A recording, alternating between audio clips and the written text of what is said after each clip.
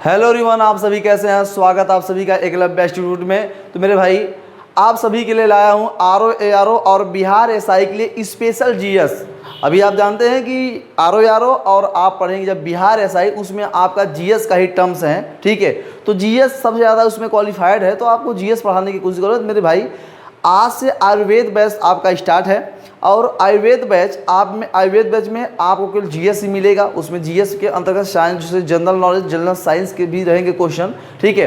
तो यहाँ पे पूरे आरओ और बिहार एसआई के सभी जीएस के टॉपिक कवर किए जाएंगे और प्रैक्टिस सेट के माध्यम से, प्लस उसके साथ साथ आपको आप जैसे कि भारत का भूगोल हो गया, विश्व का भूगोल हो गया, इतिहास हो गया। इतिहास 3 ठो है आपका, है ना, प्राचीन इतिहास, मध्यकालीन और मेरे भाई कैसे कहते हैं आधुनिक इतिहास, ठीक है, ये हो गया। उसके बाद आपका क्या है, इकोनॉमिक वाला, पॉलिटिकल वाला पार्ट हो गया, पर्यावरण हो गया, ठीक है, वो भी साइड से पढ़ाया जाएगा।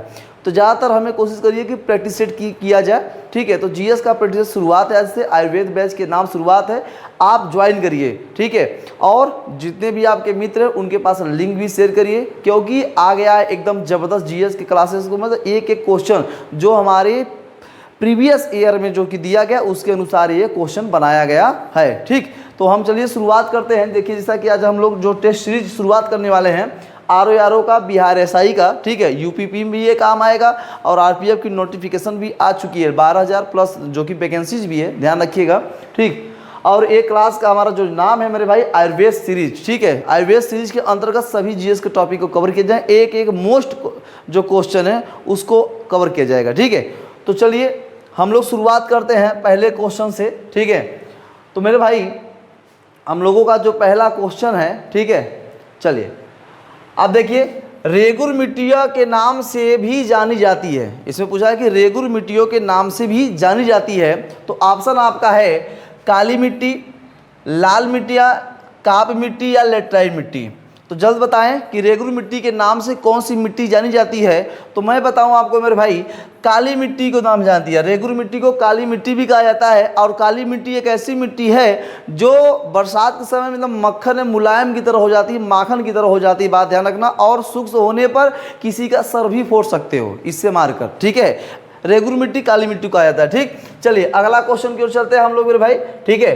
अगला क्वेश्चन, महात्मा गांधी जी की जीवनी के लेखक कौन है। देखो बहुत मोस्ट क्वेश्चन है, 5 स्टार लगा लो कि महात्मा गांधी के जीवनी के लेखक कौन है। तो ऑप्शन आपके सामने है डीजी तेंदुलकर, कृष्ण पिल्लई, CJM सेनगुप्ता या CR दास। जल्द बताएं आप कि महात्मा गांधी की जीवनी के लेखक कौन है। तो मैं बताऊं आपको मेरे भाई, डीजी तेंदुलकर। कौन है? डीजी तेंदुलकर ये महात्मा गांधी के जीवनी के लेखक। इन्होंने इन महात्मा गांधी के जो जीवन बायोग्राफी है उनका इन्होंने लेख किया है, ठीक है। चलिए अगले क्वेश्चन की ओर हम लोग चलते हैं। हमारा अगला क्वेश्चन है, किस एक्ट के द्वारा भारत में ईस्ट इंडिया कंपनी का व्यापारिक एकाधिकार समाप्त कर दिया गया। देखो बहुत मोस्ट पॉलिटिकल का है कि किस एक्ट के अनुसार, ठीक है, ईस्ट इंडिया कंपनी का व्यापारिक एकाधिकार भारत के ऊपर से समाप्त कर दिया गया। ऑप्शन आपके सामने है 1777 ईस्वी रेगुलेट एक्ट, या 1784 पीस इंडिया, या 1813 चार्टर एक्ट, या 1833 का चार्टर एक्ट। जल्द बताएं कि किससे भारत का व्यापारिक एकाधिकार को समाप्त कर दिया गया था। तो मेरे भाई 1813, ठीक है, 1813 ईस्वी का चार्टर एक्ट जो था उसमें से व्यापारिक जो है ईस्ट इंडिया कंपनी का जो व्यापारिक अधिकार था भारत के ऊपर उसे समाप्त कर दिया गया, चाहे को छोड़कर, ठीक है। चलिए अगला क्वेश्चन की ओर चलते हैं हम लोग। चलिए भाई, कोडरमा है किसके लिए जाना जाता है, यानी किसके लिए प्रसिद्ध है, बात बताओ। कोडरमा किसके लिए प्रसिद्ध है मेरे भाई। ऑप्शन आपके सामने है, चूना पत्थर के लिए, कि अभ्रक के लिए, कि संगमरमर की तांबा के लिए। जल्द बताएं कि कोडरमा किसके लिए प्रसिद्ध है, ठीक है। चलिए मैं बताऊं, कोडरमा, आप पहली बात जानो कि कोडरमा आपका कहाँ है मेरे भाई, झारखंड में। कहाँ है आपका, झारखंड में कोडरमा पड़ता है। और ये अभ्रक के लिए प्रसिद्ध है। किसके लिए, अभ्रक के लिए प्रसिद्ध है। इसे जो यहाँ पे जो खनन पाई जाती है इसे हम लोग क्या कहते हैं, रूबी अभ्रक। क्या कहते हैं, रूबी अभ्रक के भी नाम से हम लोग जानते हैं, ये बात ध्यान रखिएगा। अच्छा आप सर ये बताओ, चूना पत्थर कन्वर्ट किस में होता है मेरे भाई, ये होता है संगमरमर में। किस में होता है, संगमरमर में। तांबे का सबसे बड़ा खान राजस्थान के खेतड़ी, आप नाम सुने होंगे, राजस्थान के खेतड़ी, ठीक है, राजस्थान में है, ठीक। याद ध्यान रखिएगा कि राजस्थान का जो खेतड़ी है, ठीक है, ये तांबे के लिए मोस्ट इंपॉर्टेंट है एक खनन। ठीक है, चलिए अगला क्वेश्चन हम लोग अगले क्वेश्चन की चलते हैं मेरे भाई। ठीक, अगला हमारा क्वेश्चन होगा, नेक्स्ट जो क्वेश्चन होगा हमारा, ठीक है, पर्यावरण संरक्षण के बारे में जागरूकता फैलाने के सहायक में पुस्तक साइलेंट स्प्रिंग के लेखक कौन है। देखो बहुत मोस्ट क्वेश्चन है, बहुत मोस्ट है। यहाँ देखो बड़ा ध्यान से क्वेश्चन पढ़ो कि इस पर्यावरण संरक्षण जो हमारा जो क्लाइमेट है मेरे भाई, उसके संरक्षण के लिए जागरूकता फैलाने के लिए पुस्तक साइलेंट स्प्रिंग, देख लो यहाँ पे देख लो, साइलेंट स्प्रिंग के लेखक कौन है। आपके सामने देखिए ऑप्शन है, क्या चार्ल्स डार्विन, रसेल कार्सन या एडवन विल्सन या राल्फ इमर्सन। जल्द बताएं कि पर्यावरण सुरक्षा यानी पर्यावरण सुरक्षा के लिए किन्होंने पुस्तक लिखा था। पुस्तक नाम है साइलेंट स्प्रिंग।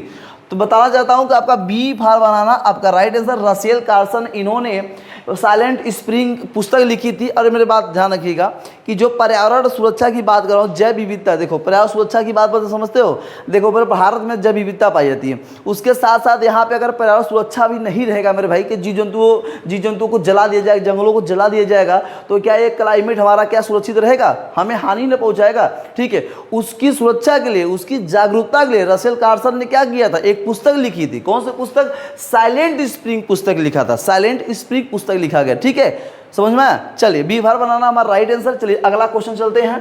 ठीक, अगले क्वेश्चन की, किस मौर्य स्तंभ के शीर्ष पर एक विशाल हाथी स्थापित किया गया था। गजब का क्वेश्चन है एकदम, जान लो क्या बताएं आपको, 5 स्टार लगा लो एकदम। ठीक है, 3 स्टार मत लगाओ, 5 स्टार लगा लो, जबरा क्वेश्चन, तगड़ा क्वेश्चन है एकदम।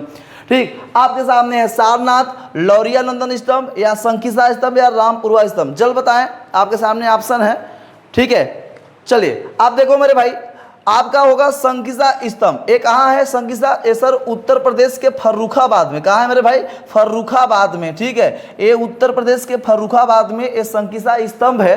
ठीक, और इसी संकिसा स्तंभ पे क्या बनाया गया है? इसके ऊपर सर हाथी, ठीक है, हाथी लगाया गया है, इसके स्तंभ पर हाथी बनाया गया है। तो उत्तर प्रदेश के फर्रुखाबाद में आपका संकिसा स्तंभ बनाया गया है। ठीक है, सारनाथ कहाँ है मेरे भाई? सारनाथ आप सर कहोगे वाराणसी में। कहाँ है? वाराणसी में। सारनाथ किसने बनवाया सर? अशोक ने बनवाया था। किसने बनवाया था सर? अशोक ने बनवाया था। तो संकिसा पे ए भी किसने बनवाया था सर? ए भी अशोक नहीं बनवाया था। किसने? अशोक नहीं बनवाया था। ठीक है, क्या बात समझ में आया? कोई दिक्कत नहीं ना? चलिए अगला क्वेश्चन चलते हैं हम लोग। ठीक है, चलो, अनुचुंबकत्व पदार्थ है, इसका मतलब अनुचुंबकत्व पदार्थ का मतलब क्या होता है? ठीक है, अब आप ध्यान समझिएगा, अनुचुंबकत्व, ये देखो चुंबकत्व अलग हो गया, अनुचुंबकत्व अलग बात होती है। ठीक है, तो ऑप्शन आपके सामने है, चुंबक से क्षीण बल द्वारा विकर्षित होते हैं। देखो चुंबक से क्षीण बल द्वारा विकर्षित मतलब दूर होना कि नजदीक होना, विकर्षित, आकर्षित नहीं, विकर्षित होना। ठीक है, दूसरी चीज, चुंबक से प्रबल बल द्वारा विकर्षित होना या चुंबक की ओर प्रबल, चुंबक की ओर आना। ठीक है, प्रबल बल द्वारा आकर्षित होना। तो चुंबक जो होती है ये किसी भी वस्तु को अपनी तरफ खींचता है प्रबल बल के द्वारा, जितने उसमें बल होती है, ठीक है, उसे अपनी तरफ आकर्षित करता है। ठीक है, दूसरी चीज, चुंबक की ओर क्षीण बल द्वारा आकर्षित करना। ठीक है, चुंबक की ओर क्षीण बल द्वारा आकर्षित करना। तो आपका ऑप्शन क्या होगा मेरे भाई? आपका ऑप्शन जो राइट होगा डी भाटा। क्या होगा? डी भाटा। अनुचुंबकत्व पदार्थ तो होता है ऐसी चुंबक की ओर जो क्षीण, देखो क्षीण तो है लेकिन वो अपने ओर क्या कर रही है? आकर्षित कर रही है। वो क्या कर रही है? आकर्षित, किसी वस्तु को अपने ओर आकर्षित कर रही है। तुम्हारा राइट आंसर क्या होगा? डी भाटा। ठीक है, चलिए अगला क्वेश्चन हम लोग चलते हैं। चलिए भाई, किस मुगल सम्राट के शासनकाल में मुगल दरबार में चहार तस्लीम और जमीन बोस लागू किया गया था? ये देखिए आपका जो कि मेडिवल का क्वेश्चन है, आ गया, जबरदस्त क्वेश्चन है भाई। ठीक है, बड़ा ध्यान समझिएगा, किस मुगल सम्राट के शासनकाल में मुगल दरबार के में चाहार तस्लीम और जमीन बोस लागू किया गया था? तो ऑप्शन आपके सामने, अकबर, जहांगीर, शाहजहां, औरंगजेब। जल्द बताएं। चलिए ठीक है, आपका जो राइट आंसर होगा वो होगा शाहजहां। इसके सिजदा पाबोस आदम नाम सुने, सिजदा। ठीक है, सिजदा और पाबोस। ठीक है, सिजदा और पाबोस को बंद करके इन्होंने तस्लीम और जमीन बोस ये लागू करवाया था। किसने लागू करवाया था? शाहजहां ने लागू करवाया था। तो सिजदा पाबोस किसने चलवाया था? कमेंट बॉक्स में जरूर बताएं कि सिजदा पाबोस किसने चलवाया था। ठीक है, आपका राइट आंसर क्या होगा? सीफा। ठीक है, कैट के। चलिए अगला क्वेश्चन में चलते हैं मेरे भाई। अगला क्वेश्चन हमारा होगा कि निम्न से कौन सा देश सार्क SNRC का सदस्य नहीं है, यानी सार्क का सदस्य नहीं है। ठीक है, सीधी क्वेश्चन कि कौन सा ऐसा देश जो सार्क का सदस्य नहीं है। ठीक, तो ऑप्शन आपके सामने है, कौन सा है? भूटान, अफगानिस्तान, ईरान या मालदीव। जल्द बताएं कि कौन सा इसमें सार्क का। देखिए मैंने एक वीडियो बनाया था, सार्क पे बनाया था हमने, आप अगर देखे होंगे तो जरूर आप उस तुरंत आंसर मार दिए होंगे। अगर आप नहीं देखे हैं तो आप जाके देखिए उस चीज़ को, ठीक है, क्वेश्चन आएगा।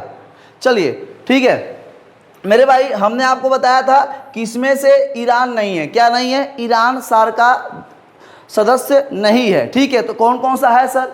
तो सर भूटान भी है, अफगानिस्तान भी है सर, मालदीव भी है सर, नेपाल भी है। कौन है? नेपाल भी है सर, भारत भी है। कौन है? भारत भी है और अफगानिस्तान भी है, ठीक है। ये सार्क का सदस्य हैं। तो अफगानिस्तान, भारत, नेपाल, भूटान और अब ठीक है मालदीव, उधर आप ले लो बांग्ला, ठीक है, बांग्लादेश भी ले लो, ठीक है, बांग्लादेश भी। ये सार्क के सदस्य हैं, लेकिन ईरान आपका सार्क सदस्य नहीं है। क्या बात समझ में आई? ठीक है, चलिए अगले क्वेश्चन की चलते हैं। देखिए गजब का क्वेश्चन आया है कि निम्नलिखित में से कौन सी विश्व की सबसे हानिकारक जलीय खरपतवार है? ऑप्शन आपके सामने है, ठीक। आइचोर्निया, पिस्टिया, एजोला, साल्विनिया। क्या बात समझ में आ रही है? चलिए जल्द बताएं, आप जल्द बताएं, ठीक। चलिए आप ऑप्शन तुरंत बताएं क्या सही होगा। बता, जलीय खरपतवार है हमारे। आप ग्रामीण क्षेत्रों में जब आप तालाब देखे होंगे, उस तालाब में आप बहुत से आप देखोगे कुमुदनी का फूल भी देखे होंगे, ठीक है।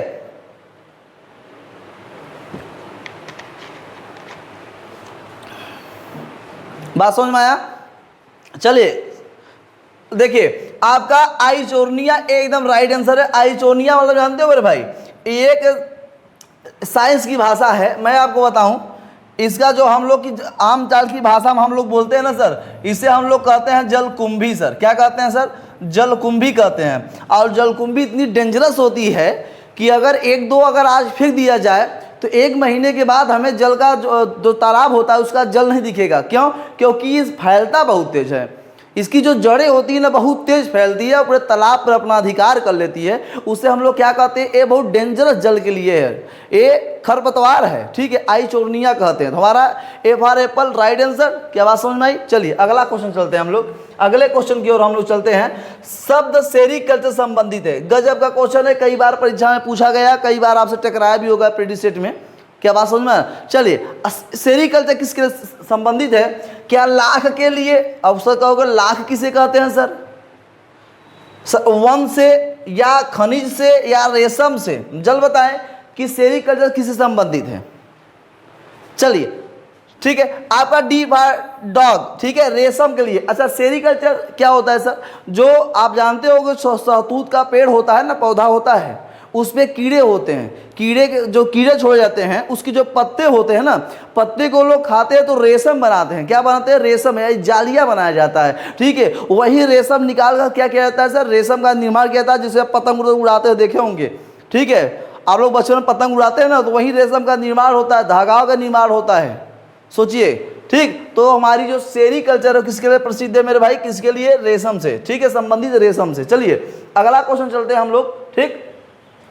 कृष्णदेवराय ने अपनी माता के नाम पर विजयनगर के समीप किस उपनगर की स्थापना किया था? देखो गजब का क्वेश्चन है, एकदम जबरदस्त क्वेश्चन है कि कृष्णदेवराय की बात है कि कृष्णदेवराय ने अपनी माता के लिए, माता के नाम पर विजयनगर के समीप एक नगर उपनगर बसाया था। उस उपनगर का क्या नाम है? चलिए ऑप्शन देखिए, हम्पी, नगल या बरार या नगलपुरम। जल्द बताएं कि क्या होगा, ठीक है।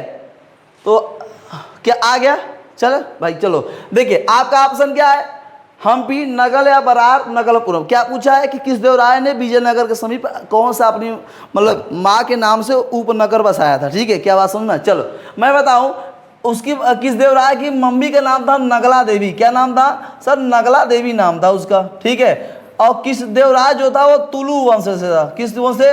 तुलु वंश का था, ठीक है। दूसरा शासक, तुलु वंश का दूसरा शासक था, ठीक है। कृष्णदेवराय तुलु वंश का था और नगला देवी इसकी मम्मी का नाम था, ठीक है। और उसके बाद मेरे भाई ये 1505 से लेकर 1529 तक ईस्वी तक शासन करता है। क्या बात समझ में आया?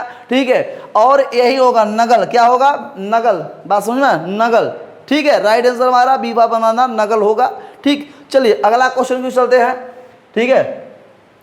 किस वर्ष में केंद्र सरकार ने रेल बजट को आम बजट के साथ मिला दिया था? एकदम जबरदस्त क्वेश्चन है। अभी हाल ही में देखो भाई 2-4 साल पहले की बात है कि किस वर्ष केंद्र सरकार ने रेल बजट को आम बजट में यानी मिला दिया था। ठीक है, तो ऑप्शन आपके सामने 16, 19, 18, 17। जल्द बताएं आप, आपके सामने ऑप्शन आ गया है। ठीक है, चलिए हम बताएं आपको कि देखिए मेरे भाई, केंद्र सरकार की जो बात है, रेल बजट की बात है, तो 21 सितंबर की बात है। कौन सितंबर की?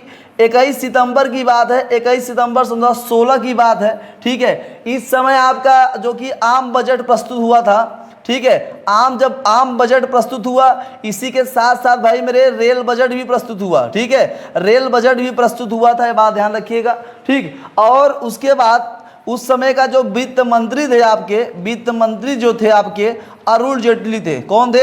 अरुण जेटली। ठीक है, अरुण जेटली उस समय वित्त मंत्री थे। इन्होंने क्या किया था, उसके साथ साथ आम बजट साथ साथ रेल बजट को भी क्या किया था, पारित किया था। उसके बाद इसी रेल बजट के साथ साथ एक संयुक्त होता है ना सर, संयुक्त बजट। ठीक है, संयुक्त बजट भी क्या किए थे इन्होंने, पास किया था। ठीक, कब किया था सर? सन 2017 में। कब किया था? सन 2017 में संयुक्त बजट भी पास किया था। ठीक है, उस समय का वित्त मंत्री कौन था? अरुण जेटली। कौन थे? अरुण जेटली। बात समझ में आया? तो आप एक दूसरी चीज समझो, रेल बजट को आम बजट से कब पहले हटाया गया, मतलब कब पारित किया गया था पहली बार? तो याद रखिएगा 1924 से 1925। ठीक है, याद रखिएगा कि रेल बजट से आम बजट को अलग किया गया था 1924 से 25। ठीक है, बात समझ में आया? चलिए अगला क्वेश्चन चलते हैं हम लोग। निम्न श्रेणियों में से कौन सी पश्चिमी घाट का भाग नहीं है? देखो भाई, कब अगर भारत का भूगोल पढ़े होगे, इंडियन ज्योग्राफी मेरा पढ़े होगे, तो मैंने एक एक चीज आपको बताया है, ऐसा कोई चीज नहीं जो आपको मैंने न समझाया हो। ठीक है, तो आप अगर पढ़े होगे तो आपको चंद मिनटों तुरंत मार दिए होगे।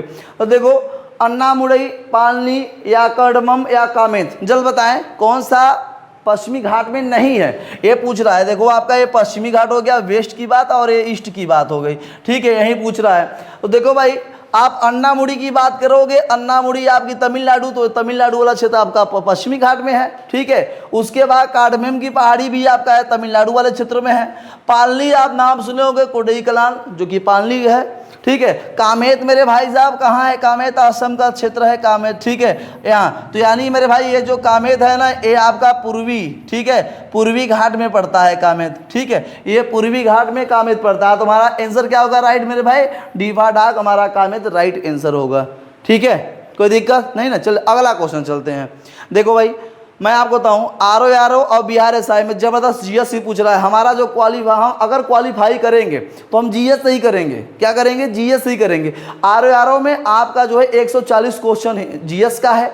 और ठीक है, उसके साथ साथ मेरे भाई उसमें आपका लगभग 60 जो कि क्या है आपका हिंदी है। ठीक है, एक तो फर्स्ट पेपर हो गया, सेकेंड पेपर में भी यही प्रक्रिया है। ठीक है, और लास्ट में आपको निबंध लिखना है। बिहार एसआई की बात कर लूँ तो बिहार एसआई में भी आपका जीएस ही है। ठीक है, सेकेंड पेपर में भी आपका जीएस है, हिंदी है। तीसरा में आपका जीएस हिंदी, ठीक है, और उसमें मैथ रीजनिंग है। ठीक है, तीसरे पेपर में तो यार जीएस से ही क्वालिफाई होंगे ना। ठीक है, देखो सामने वैकेंसी आ गई है, जबरदस्त तैयारी कर शुरू हो जाओ, एकदम तैयार हो जाओ।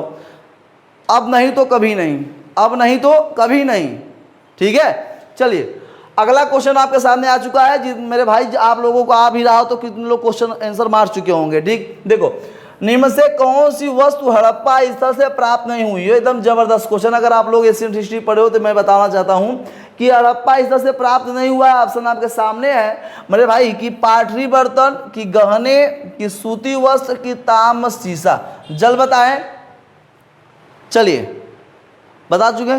ठीक है, देखो भाई, आप देखो जो पाटरी है, गहने हैं, ताम शीशा है, और जो आभूषण की बात किया जाए, आभूषण है। ठीक है, यानी भौतिक चीजें, जितनी भी भौतिक चीजें थी वो सब मोहनजोदड़ो में पाया गया था। ठीक है, कहाँ पे? मोहनजोदड़ो में पाया गया था। ये हड़प्पा स्थल से नहीं, यहाँ मोहनजोदड़ो की बात नहीं, हड़प्पा जितनी भी भौतिक चीजें थी ना, वो सभी कहाँ पाई गई थी मेरे भाई? याद रखना, ये मोहनजोदड़ो में पाई गई थी। कहाँ पे? मोहनजोदड़ो में या मोहनजोदड़ो में, याद रखना मेरे भाई। लेकिन हड़प्पा स्थल से सूती वस्त्र नहीं पाया गया था। हमारा सी फॉर कैट एकदम राइट आंसर। ठीक है, याद रखिएगा, सूती वस्त्र नहीं पाया गया था हड़प्पा स्थल से। ठीक है, चलिए अगला क्वेश्चन चलते हैं हम लोग। ठीक, निम्नलिखित में से किस लेंस का उपयोग करके मानव की आंख को मायोपिया समस्या को ठीक किया जाता है? अब देखो मायोपिया क्या है भाई? मायोपिया में इंसान को तो नज़दीक की वस्तुएं दिखती है लेकिन दूर की वस्तुएं नहीं दिखती, ठीक है, जिसे हम लोग निकट दृष्टि दोष और दूर दृष्टि दोष कहते हैं। ठीक, तो यार भाई मेरे मायोपिया की बात है कि कौन सा लेंस की बात कर रहा है कि कौन सा लेंस अगर चश्मा में लगा दिया जाए, ठीक है, कौन सा लेंस अगर चश्मे में लगा दिया जाए तो इंसान को दूर की भी वस्तु दिखने लगे। ठीक है, तो आपके सामने ऑप्शन है उत्तल लेंस कि अवतल लेंस या बेलनाकार लेंस क्या बायोफोकस लेंस, जल्द बताएं। तो देखो भाई अगर दूर आपको नजदीक की वस्तु दिख रही है दूर की नहीं तो अवतल लेंस लगेगा। क्या लगेगा? अवतल लेंस लगेगा। अगर नजदीक की वस्तु नहीं दिख रही तो क्या लगेगा? उत्तल लेंस। तुम्हारा राइट आंसर क्या होगा? बी भार बनाना। क्या होगा? बी भार बनाना। ठीक है, बात समझ में? चलिए अगला क्वेश्चन की ओर चलते हैं हम लोग। ठीक है, देखो गजब का क्वेश्चन है, हस्तिनापुर का उत्खनन कब हुआ था या किसके मध्य हुआ था?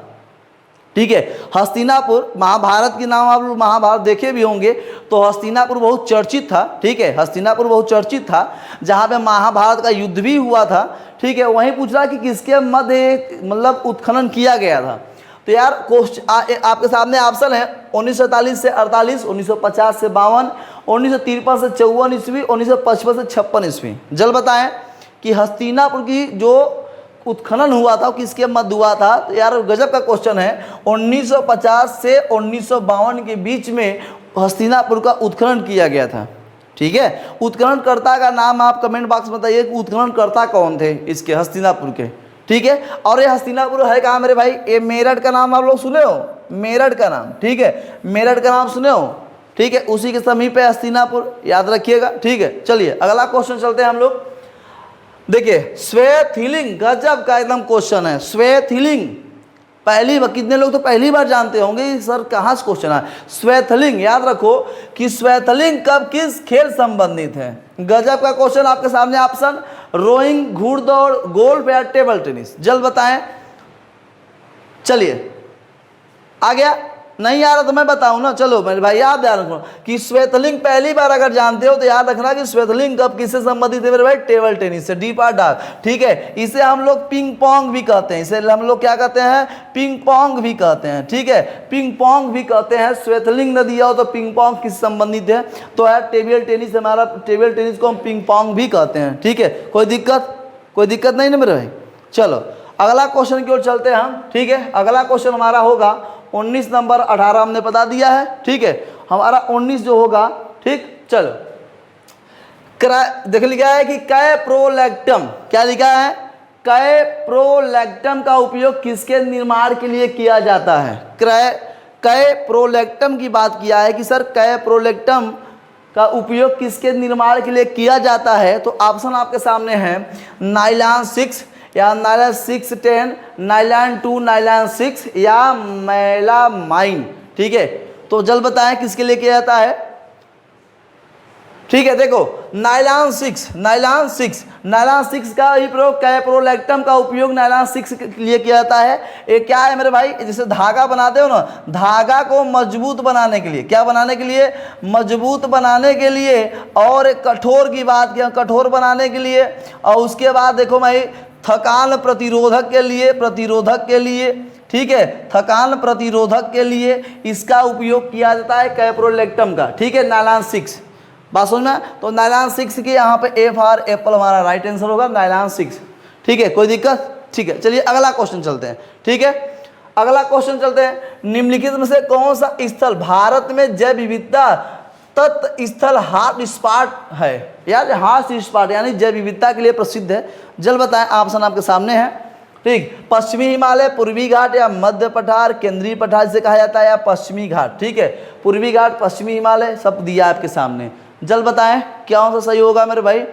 जैव विविधता। ठीक है, आप जानते हो कि ये हमारा वेस्ट है, ये हमारा ईस्ट है। ठीक है, इन दोनों क्षेत्रों में ये दोनों हॉट स्पॉट क्षेत्र हैं। तो मैं बताना चाहता हूँ हमारा पूर्वी घाट और हमारा पश्चिमी घाट दोनों के दोनों मेरे भाई हॉट स्पॉट क्षेत्र हैं। ठीक है, हॉट स्पॉट क्षेत्र है। क्या बात समझ में आया? हमारा दोनों ईस्ट एंड वेस्ट भारत का यानी पूर्वी एंड पश्चिमी घाट जो हमारा है ये दोनों हास्य स्पाष्ट क्षेत्र के अंतर्गत आते हैं। ठीक, चलिए अगला क्वेश्चन पर चलते हैं हम लोग। ठीक है, निम्नलिखित में से कौन सा जाइलम का भाग नहीं है? मेरे भाई जाइलम, आप अगर साइंस पढ़ोगे तो जाइलम का आप तो नाम सुने होंगे, फ्लोएम का नाम सुने होंगे, तो जाइलम का मतलब क्या होता है, कौन सा भाग नहीं है पूछा है ना मेरे भाई। चलो देखो, वाहिनिका कि वाहिका कि चालनी नलिका कि तंतु, जल्द बताएं कि जाइलम का भाग नहीं है। ठीक है, अच्छा चलो आगे नहीं है, चलो मैं बताता चलता। देखो वाहिका आप देखो, जो जब जैसे कोई पेड़ पौधा है, जैसे मान लो ये पेड़ है, ठीक है, हो ना, ठीक है, इसमें जब होती है मेरे भाई ना जल का जो होता है स्रोत, जो जल का स्रोत होता है, तो ये वाहिका और जो वाहिनिका होती है और ये हो गई वाहिका। ठीक है, इन दोनों के बीच से ही होकर क्या जाती है, हमारी जल जाती है। क्या जाती है, जल। तो जाइलम किसके लिए, जल के लिए। ठीक है, यानी जो पेड़ पौधे में जो जल जाता है मेरे भाई ना, वो जाइलम के ही द्वारा जाता है। किसके लिए, किसके द्वारा, जाइलम के द्वारा। ठीक है, और तंतु भी होती है। ठीक है, तो मेरे भाई वाहिका और वाहिनिका और तंतु ये तीनों किसके पार्ट हैं, जाइलम के। लेकिन सर चलनी नलिका किसके पार्ट, ये है फ्लोएम के। किसके हैं, फ्लोएम के। फ्लोएम क्या करता है सर, फ्लोएम करता है पेड़ पौधों को भोजन भोजन खिलाने की बात करता है। ठीक है, कंपोस्ट की बात करता है। ठीक, कोई दिक्कत नहीं ना। चलो अगला की ओर चलते हैं। हमारा सी फॉर एकदम सही है कैट। ठीक, चलो भारत के निम्नलिखित राज्यों में से किस में देवसा पास दर्रा स्थित, देवसा की बात किया कि देवसा कहा जाता है, कहेंगे देवसा है, तो देवसा दर्रा किस राज्य में स्थित है भारत में? तो ये आपके सामने ऑप्शन है, उत्तराखंड, सिक्किम, अरुणाचल प्रदेश या हिमाचल प्रदेश। चलिए जब बताएं, तो मेरे भाई देवसा जो दर्रा है अरुणाचल प्रदेश में, कहाँ पे, अरुणाचल प्रदेश में स्थित है। ठीक है, माना नीति लिपुलेख कहाँ है, उत्तराखंड में, नाथुला जलेपला सिक्किम में। ठीक है, हिमाचल प्रदेश में आप अगर जानते हो बड़ा लाचा बोमडीला, ठीक है, यहीं पे स्थित है ना। ठीक है, शिवकिला दर्रा यहीं पे स्थित है हिमाचल प्रदेश में। चलो अगला क्वेश्चन चलते हैं हम लोग। ठीक है, डी फाटाक सही है एकदम, राइट आंसर। ठीक है, देखो गजब का है, पिट्टी द्विपक्षीय अभ्यारण्य कहाँ स्थित है? ये देखो कितने भाई मेरे पहली बार आप इसे देखते हो गए, सुनते भी, पिट्टी पाट अभ्यारण्य कहाँ, ये भी पक्षीय अभ्यारण्य कहाँ स्थित है? ठीक, ऑप्शन आपके सामने, अंडमान में कि निकोबार में कि कोरोमंडल तल पे कि लक्षद्वीप में, जल्द बताएं कहाँ पे स्थित है। देखो भाई अंडमान में तो नहीं हो सकता, वो भी जैव विविधता है। ठीक है, निकोबार में नहीं हो सकता, लेकिन मैं ये बता चाहता हूँ कि हमारा डी फॉर डार्क एकदम राइट आंसर है, लक्षद्वीप में। कहाँ है, लक्षद्वीप में। पिट्टी द्वीप कहाँ स्थित है, तो लक्षद्वीप में स्थित है। ये पक्षी अभ्यारण्य, कैसा अभ्यारण्य है, पक्षी अभ्यारण्य। ठीक है, चलिए अगला क्वेश्चन चलते हैं हम लोग। ठीक है, 24 सल्तनत काल के दौरान दीवान ए अर्ज विभाग था। देखो भाई दीवान ए अर्ज ये मुस्लिम भाषाएं हैं, ठीक है, जो कि हमारे मध्यकालीन भाषा, जब मध्यकालीन पढ़ोगे इसमें जो कि शुरुआत आप लोग जानते हो कि पूरे दिल्ली पे अधिकार करने वाले मुस्लिम ही थे। ठीक, तो वहाँ पे ये सब का है विभाग बांटा गया था सभी को। तो दीवाने ए अर्ज विभाग किसके लिए संबंधित है? तो यार यहाँ पे ऑप्शन दिया है, तो पहला ऑप्शन राजस्व, दूसरा सैन्य, तीसरा प्रशासन, चौथा कानून। जल्द बताएं कि किसके लिए दीवाने अर्ज प्रसिद्ध है या कौन सा विभाग है? तो मैं भाई दीवाने ए अर्ज जो है वो सैन्य के लिए, किसके लिए? सैन्य के विभाग बनाना हमारा राइट आंसर। ठीक है, सैन्य के लिए प्रसिद्ध है, कोई दिक्कत नहीं ना। चलिए अगला की ओर चलते हैं। क्वेश्चन, लोकसभा में विपक्ष का नेता बनने के लिए कम से कम सदन की कुल सीटों का कितना होना चाहिए? ठीक है, ऑप्शन आपके सामने 1/4, 1/6, 1/8 या 1/10, जल्द बताएं। चलिए यार आप ऐसे भी 4%, 6%, 8 और 10% भी कर सकते हो।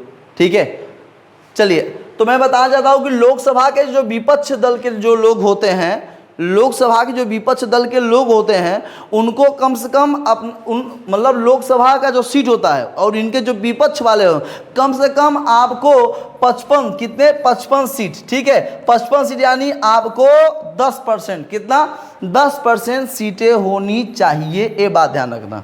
ठीक है, लोकसभा के विपक्ष दल के जो नेता होते हैं उन्हें कम से कम 55 सीट तो होना ही चाहिए, यानी 10% होना ही चाहिए। ठीक है, बात समझ में आया, क्वेश्चन समझ में आया, एकदम जबरदस्त क्वेश्चन था।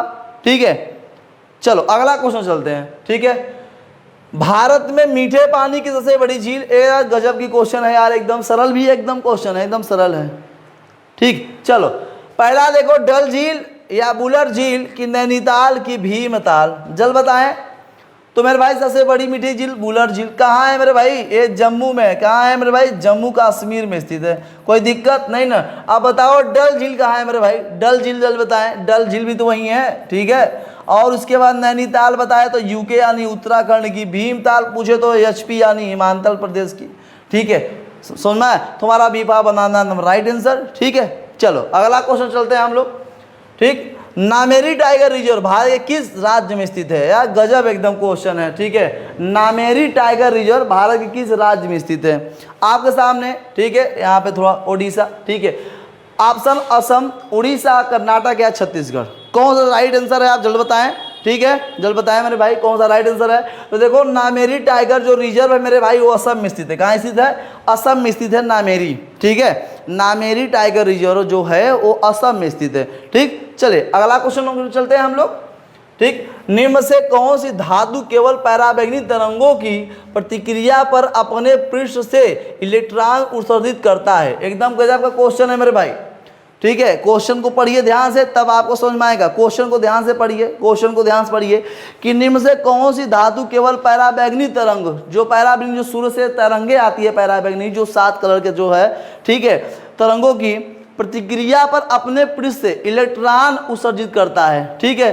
अब ये आप जानते हो जिंक चांदी या जिंक जो होता है, चांदी के बर्तन में आप अंडे को रख दो तो उसका जो होता है ना कलर उड़ जाता है। अगर किसी जिंक के बर्तन को रख दिया जाए, धूप में रख दिया जाए, वो भी खत्म। तो यार ये बताओ इलेक्ट्रॉन उत्सर्जित कौन करता है? जिंक करता है। कौन करता है? जिंक करता है, ठीक है। कोई दिक्कत नहीं ना। चलो अगला क्वेश्चन में चलते हैं हम लोग। अवध राज्य का अंतिम शासक कौन था? इसमें देखो बहुत अच्छा क्वेश्चन है, कोई दिक्कत। अवध राज्य का अंतिम शासक कौन था? ठीक है। चलो अवध, आप लोग अवध का नाम सुने भी होंगे, ठीक है। अब देखो अवध में पहला ऑप्शन वाजिद अली शाह, बहादुर शाह या मसूद अली शाह या निजाम शाह। जल्द बताएं, जल्द बताएं भाई। देखो अवध का अंतिम वाजिद अली शाह था। कौन था मेरे भाई? वाजिद अली शाह, ठीक है। और इस समय का जो गवर्नर था ना उसका नाम था लॉर्ड डलहौजी। कौन था? डलहौजी था, ठीक है। डलहौजी था, ठीक है। इसको हटाने के बाद किसको बनाया गया था जानते हो? बहादुर शाह को बना दिया गया था, ठीक है। बहादुर शाह को बना दिया गया था शासक, ठीक है। बहादुर शाह क्या किया था जानते हो? उसने संधि कर ली थी, ठीक है, संधि कर ली थी, ठीक। और 1887 में इसकी क्या हो जाती है? मृत्यु हो जाती है, ठीक है। चलिए अगला क्वेश्चन चलते हैं हम लोग। अंकलेश्वर किसके लिए प्रसिद्ध है या कहाँ स्थित है? देख लो अंकलेश्वर स्थित है कहाँ पे। देखो भाई ऑप्शन आपके सामने मध्य प्रदेश, आसाम, गुजरात या राजस्थान। जल्द बताएं। तो देखो मेरे भाई अंकलेश्वर तो तेल के लिए प्रसिद्ध है। किसके लिए? तेल के लिए प्रसिद्ध है, याद रखना। और ये गुजरात में स्थित है। कहाँ स्थित है? गुजरात में स्थित है। अंकलेश्वर तेल के लिए प्रसिद्ध है, ठीक है। चलिए अगला क्वेश्चन, ठीक है। सीमा सड़क संगठन BRO की स्थापना की गई थी, कब की गई थी? आपके सामने ऑप्शन है 1950, 1960, 1970, 1948, ठीक। चलिए हाँ आप देखो सीमा जो सड़क संगठन 1960 में इसकी स्थापना किया गया था, ठीक है, ठीक। राइट आंसर हमारा बीफा बनाना, ठीक है। चलिए अगला क्वेश्चन, ठीक। जैन धर्म के 23वें तीर्थंकर कौन है? 24वें नहीं, 23वें की बात कर रहा हूं, ठीक है। ऑप्शन ऋषभदेव, नेमिनाथ, पार्श्वनाथ या महावीर स्वामी। जल्द बताएं। तो मेरे भाई चलो आगे आंसर। जैन धर्म के 23वें जो गुरु थे मेरे भाई वो पार्श्वनाथ थे। कौन थे? पार्श्वनाथ थे। पार्श्वनाथ किसके? वाराणसी में, ठीक है। वाराणसी के राजा, वाराणसी के राजा, ठीक है। वाराणसी के राजा। इनके पिता का नाम कमेंट बॉक्स बताओ भाई, इनके पिता के नाम बताओ। मम्मी के नाम मैं बता दे रहा हूँ, वामा देवी। क्या नाम थी इनकी? वामा देवी। इनके मम्मी का नाम था वामा देवी, ठीक है। माता का नाम वामा देवी था। पिता का नाम कमेंट बॉक्स में बताना। ये वाराणसी के राजा, ठीक थे। उन्हीं के पुत्र थे पार्श्वनाथ, ठीक है। बात समझ में आया? कोई दिक्कत? यहाँ लिखा है जैन धर्म के 23वें तीर्थंकर कौन थे? तो पार्श्वनाथ थे। कौन थे? पार्श्वनाथ थे, ठीक है। चलिए अगला क्वेश्चन बात करते हैं, अगले क्वेश्चन की ओर। तो निम्नलिखित में से कौन सा अकबर के काल का भूमि का वर्गीकरण नहीं है? वर्गीकरण नहीं है। देखो गजब का क्वेश्चन है। एक ऑप्शन में पोलज, पटौती, बंजर या जरिया। इसमें बताओ कि कौन सा नहीं है? ये भूमि संबंधित चारों चीजें, ठीक है। अब मैं बताऊं पोलज जो नहीं है, जैसे अगर मैं इस समय हम लोग क्या लगाए हुए हैं सर, धान लगाए हुए हैं ना। अब उदाहरण बता रहा हूं, इस समय धान लगाए हुए हैं ना, तो धान के बाद क्या बोएंगे सर, गेहूं बोएंगे, ठीक है। गेहूं के बाद भी कुछ बोएंगे। ऐसे अगर एक खेती के बाद दूसरा खेती, दूसरे के बाद तीसरा खेती, चौथा खेती करते रहेंगे, उसी को हम लोग पोलज कहते थे। क्या कहते थे, पोलज। अकबर के समय में पोलज कहते थे। एक खेती के बाद दूसरा खेती हो जाए, दूसरे के बाद तीसरा खेती हो जाए, उसे हम लोग पोलज कहते थे। क्या कहते थे, पोलज। अब दूसरी चीज आप जानते हो बंजर का मतलब समझते हो, जहां पे 10 वर्षों से कुछ होता ही ना हो, कुछ भी कर दो लेकिन होने वाला उस खेत में कुछ नहीं, बस एक चीज होगा, सरपत होगा, कास होगी, ठीक है, झाड़ियां होंगी, यही सब होगा, अन्यथा उसमें कुछ होने में। बंजर का मतलब हो गया, ठीक, कोई दिक्कत नहीं ना। अब देखो पटौती का मतलब जानते हो क्या होता है, खेती करना, मतलब यार मेरे भाई किसानी करना, जिसमें लगातार खेती हो रही हो, अच्छी फसल हो रही है। लेकिन आज जरिया नहीं था, जरिया नहीं था, तो डी फॉर डाक हमारा एकदम राइट आंसर है। डी फॉर डाक हमारा राइट आंसर है। ए अकबर के भूमि के कारण वर्गीकरण नहीं था उस काल में अकबर के, ठीक है। चलिए अगला क्वेश्चन हम लोग चलते हैं अगला क्वेश्चन की ओर। 1946 से भारत आए, कैबिनेट मिशन में कितने सदस्य थे। गजब क्वेश्चन है भाई, ठीक है। कैबिनेट मिशन में कितने सदस्य थे यही पूछ रहा है। देखो 2 या 3 या 4 या 5 जल्द बताए। तो मैं बताऊं कि कैबिनेट मिशन के अंतर्गत ब्रिटेन से 3 लोग आए थे। कितने लोग आए थे, 3 लोग, ठीक है। एक का नाम था अलेक्जेंडर, क्या नाम था, अलेक्जेंडर नाम था, ठीक है। एक का नाम था पैंथिक लॉरेंस, क्या नाम था, ठीक है, Pethick Lawrence, Alexander Pethick Lawrence. और एक का क्या नाम था भाई, आप कमेंट बॉक्स में बताएं कि एक का नाम क्या था। ए आप कमेंट बॉक्स में जरूर बताएं, ठीक है। नहीं बताएंगे हम कमेंट बॉक्स में लिख देंगे। बहुत बार बताया भी गया है कि कैबिनेट मिशन जो हुआ था उस समय में, ये जब तीनों लोग आए और तीनों लोग जब यहाँ की देखा गया कि भारत में एक संविधान की आवश्यकता है, कानून की आवश्यकता है, इनके परीक्षण करने के बाद जब इन्होंने रिपोर्ट दिया, तब जाके भारत में संविधान का एक क्या हुआ, निर्माण शुरू हुआ, ठीक है। कोई दिक्कत ना। चलिए अब देखो, चलो अगला क्वेश्चन चलते हैं, ठीक है। अगला क्वेश्चन हमारा होगा, मुर्रा नस्ल है, मुर्रा नस्ल है, मुर्रा एक नस्ल है जानवरों की, ठीक है। कौन सा जानवरों का, आपके सामने ऑप्शन है, गाय की कि भैंस की कि ऊंट की कि गधे का। देखो ये मुर्रा सब लोग जानते हो भैंस की है, कि कौन सी है, भैंस को। ये हरियाणा में जानते हो, हरियाणा की बात किया जाए, इसे हम लोग काला सोना कहते हैं। भैंस को क्या कहते हैं, काला सोना, क्योंकि इसके दूध में 7% वसा पाई जाती है। क्या पाई जाती है, 7% वसा पाई जाती है इसके दूध में, किसके, भैंस के दूध में, यानी मुर्रा के। ये सबसे ज़्यादा दूध भी देती है, ये बात ध्यान रखना, ये भी दूध सबसे ज़्यादा देती है, ठीक है। ईरान, बुल्गारिया, इन सब देशों में ये ज़्यादातर पालन होता है मुर्रा नस्ल की भैंसों की, ठीक है। चलिए अगला क्वेश्चन चलते हैं मेरे भाई, ठीक है। चलिए अच्छा अगला क्वेश्चन नहीं है, ठीक है, बात समझ में आया। देखो अभी तक हमने जितना क्वेश्चन को देखा है मेरे भाई, जबरदस्त क्वेश्चन था। ऐसे ही लगातार आपके सामने जो कि ऐसे ही प्रैक्टिस आरो, ठीक है, पुलिस में भी काम देगा, जीडी में भी काम देगा, आरपीएफ की न्यू वैकेंसी उसमें भी काम देगा, लेकिन स्पेशल आरो और ये बिहार एसआई के लिए बात ध्यान रखिएगा। ऐसे ही जबरदस्त को टेस्ट सीरीज आपके सामने आयुर्वेद टेस्ट सीरीज कराया जाएगा, ठीक है। ये आयुर्वेद टेस्ट सीरीज को भूलिएगा नहीं, यहाँ से आपको वो क्वेश्चन कराया जाएगा मेरे भाई जो आपको हूबहू आपके परीक्षा में छपने वाले हैं, आपके परीक्षा में ही छपेगा, ये बात ध्यान रखिएगा, ठीक है। अगर आप इसको मिस नहीं करोगे ना भाई, आगे चल को आपको मजा आएगा। क्योंकि आप इसको पढ़े होगे, आपके माइंड में सेटअप होगा, ठीक है। तो आज के लिए बस इतना ही, जय हिंद।